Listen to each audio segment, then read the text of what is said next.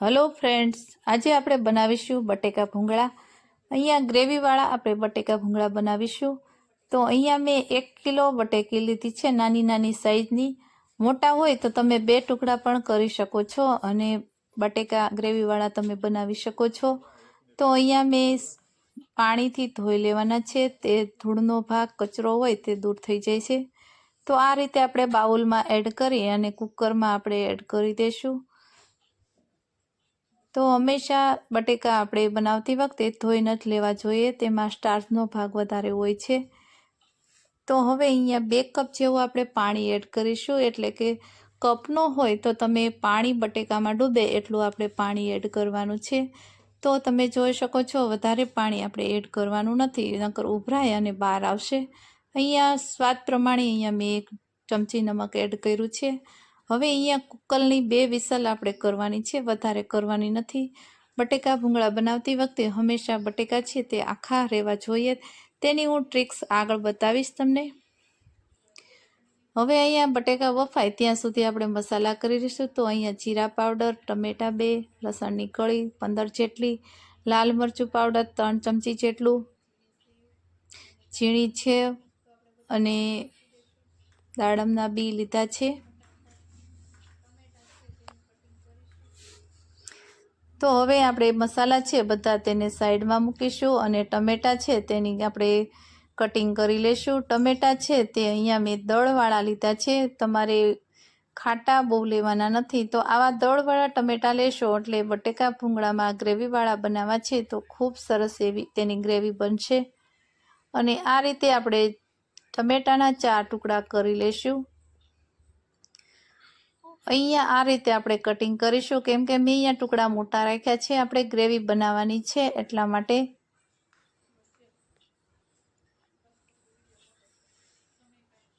તો અહીંયા આપણા ટમેટા સમારાઈ ગયા છે, તો તેને મિક્સર બાઉલમાં એડ કરીશું અને તેની આપણે ગ્રેવી બનાવી લેશું।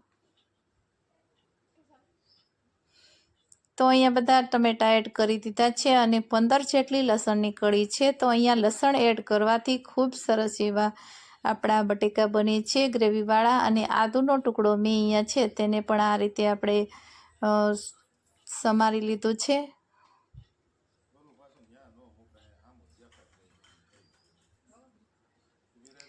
હવે આપણે મિક્સરમાં તેની ગ્રેવી કરીશું।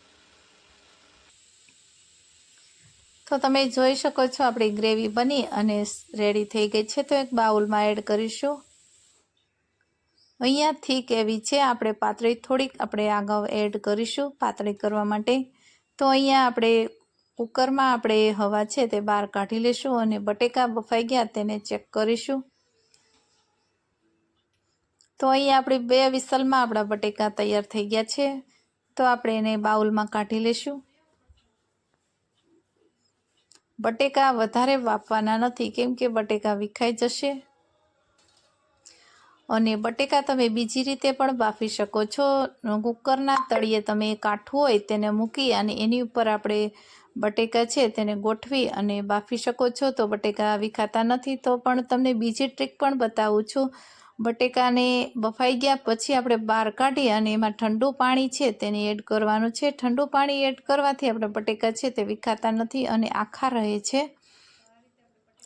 તો મારી પાસે કાઠું નહોતું એટલા માટે મેં આ બીજી ટ્રીક છે તે અપનાવી છે।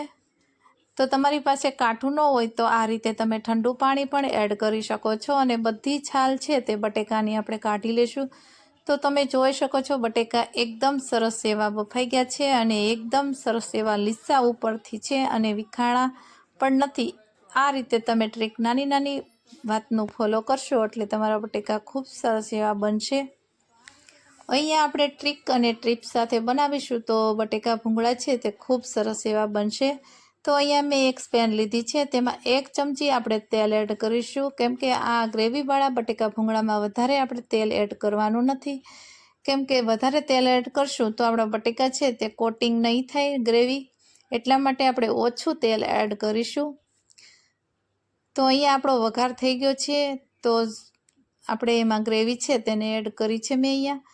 તો તેને આ રીતે મિક્સ કરી લેશું। ગ્રેવીને સતત આ રીતે હલાવતા જ રહેવાનું છે અને સ્વાદ પ્રમાણે આપણે નમક છે તેને એડ કરીશું, કેમ કે અહીંયા બટેકામાં પણ આપણે મીઠું એડ કર્યું છે અને ગ્રેવીના ભાગનું જ આપણે મીઠું છે તેને એડ કરીશું. વધારે મીઠું તમારે એડ કરવાનું નથી. તો તમે આ રીતે સતત હલાવશો એટલે તમે જોઈ શકો છો કલર પણ આપણો ચેન્જ થઈ ગયો છે અને તેલ ઉપર આવી ગયું છે. તો અહીંયા મેં 2 ચમચી જેટલું કાશ્મીરી લાલ મરચું લીધું છે અને 1 ચમચી જેટલું તીખાશ માટે 1 ચમચી મરચું લીધું છે. 2 ચમચી જેટલું જીરા પાવડર અને આમચૂર પાવડર છે તેને અડધી ચમચી જેટલો એડ કર્યો છે મેં અહીંયા. હવે આ મસાલા છે તેને મિક્સ કરી દેશું અને એકદમ ગેસની આંચ ધીમી રાખવાની છે, એટલે આપણા મસાલા છે તે દાજી ન જાય તેનું ખાસ ધ્યાન રાખવાનું છે.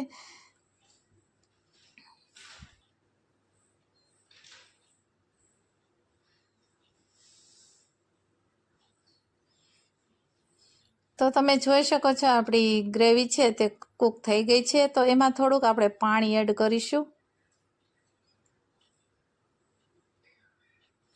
આ રીતે આપણે સતત હલાવતા જ રહેવાનું છે, કેમ કે નીચે ચીપકી જાય નહીં એટલા માટે આપણે સતત હલાવીશું એટલે આપણી ગ્રેવી છે તે સરસ એવી કૂક થઈ જશે. તો અહીંયા મેં અડધા કપની જ આપણે પાણીની જરૂર પડી છે, તો અડધો કપ પાણી એડ કરીશું. જો તમારે ગ્રેવી પાતળી રાખવી હોય તો તમે 1 કપ પાણી એડ કરી શકો છો, પણ મારે ગ્રેવી મીડિયમ એવી થીક રાખવી છે એટલા માટે મેં અહીંયા અડધો કપ પાણી એડ કર્યું છે અને ગ્રેવીને બરાબર આ રીતે મિક્સ કરીશું અને સતત હલાવતા જ રહેવાનું છે અને ગેસની આંચ એકદમ સ્લો રાખીશું. તો તમે જોઈ શકો છો ગ્રેવી છે તે આપણી કૂક થઈ ગઈ છે. તો હવે એમાં આપણે બટેકા છે તેને એડ કરીશું. તો અહીંયા તેલ વધારે જો આપણે એડ કરીશું તો આપણા બટેકા છે તે કોટિંગ નહીં થાય અને જે મસાલો છે તે ચીપકી જશે, એટલા માટે મેં અહીંયા તેલ એકદમ 1 ચમચીમાં જ આપણે બટેકા ભૂંગળા બનાવીશું. તો તમે જોઈ શકો છો આપણા બટેકા સરસ એવા કોટિંગ થઈ ગયા છે મસાલાથી. તો આપણે એને નીચે ઉતારી લેશું અને ઉપરથી લીલા ધાણા છે તેને ફ્રેશ તેને એડ કરીશું. અહીંયા આ રીતે તમે બટેકા બનાવશો તો ખૂબ સરસ એવા બને છે. તો હવે ગાર્નિશ માટે અહીંયા મેં ઝીણી સેવ બારીક એવી આવે છે તે એડ કરી છે અને દાડમના બી છે તેને પણ આપણે એડ કરી દઈશું. તો આ નાખવાથી ખૂબ સરસ એવો ટેસ્ટ આવે છે. તમારી પાસે સેવ અને દાડમ ન હોય તો તમે સિંગના દાણા પણ એડ કરી શકો છો અને કાંદા પણ એડ કરી શકો છો ઉપરથી. અને ઉપરથી અડધું લીંબુ છે તેને એડ કર્યું છે એટલે ખૂબ સરસ એવો ટેસ્ટ આવે છે. તો હવે ભૂંગળા ને બટેકા છે તે બટેકા રેડી થઈ ગયા છે. તો હવે ભૂંગળા આપણે રેડી કરીશું. તો તમે જોઈ શકો છો આપણા બટેકા સરસ એવા કૂક થઈ ગયા છે. તો હવે આપણે ભૂંગળાની તૈયારી કરશું. કેવી રીતે તળવા તે આપણે ચેક કરીશું. તો તમે જોઈ શકો છો અહીંયા તેલ મેં ગરમ કરવા મૂક્યું, તે હલકું એવું તેલ ગરમ છે.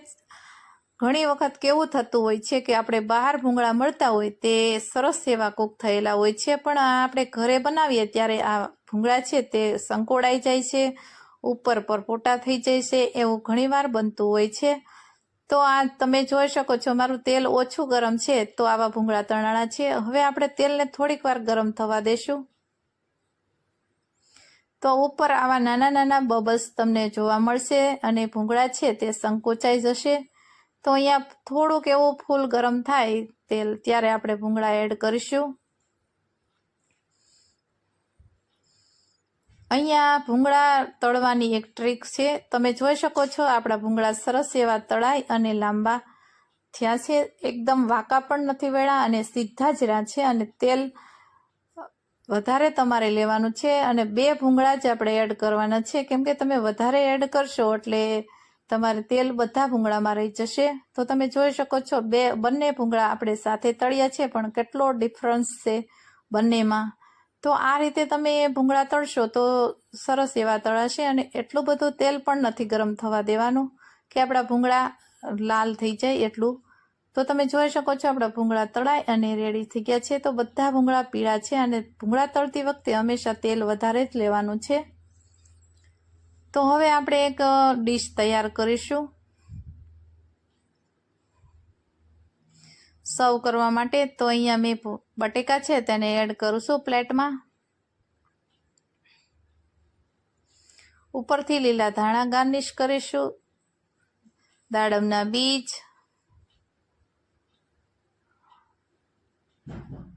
અને ઝીણી સેવ છે તેને ઉપરથી એડ કરીશું. આવી રીતે ઉપરથી તમે સોસ પણ એડ કરી શકો છો, અને કાંદા એડ કરવા હોય તો તમે કરી શકો છો. મેં અહીંયા કિપ્સ કર્યા છે. તો અહીંયા બટેકા ભૂંગળા અમારા બનીને રેડી થઈ ગયા છે. તો અમારી આ રેસીપી સારી લાગી હોય તો વિડીયોને લાઇક કરજો, શેર કરજો, અને અમારી ચેનલને સબસ્ક્રાઇબ કરવાનું ભૂલશો નહીં. બાજુમાં આપેલી ઘંટી દબાવશો એટલે નવી રેસીપીના નોટિફિકેશન તમને દરરોજ જોવા મળશે. Thanks for watching.